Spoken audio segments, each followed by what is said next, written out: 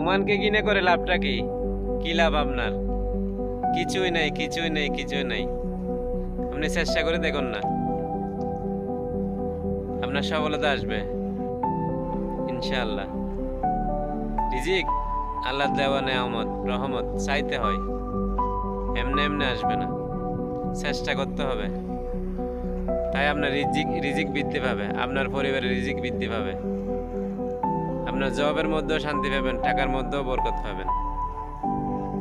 চেষ্টা করুন, কোনো দেশকে ছোট করে দেখতে নাই, কোনো দেশকে অবহেলা করতে নাই।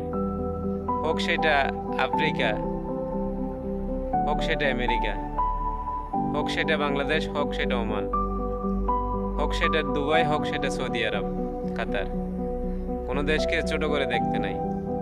যার রিজিক যেখানে যেতে হবে সেখানে।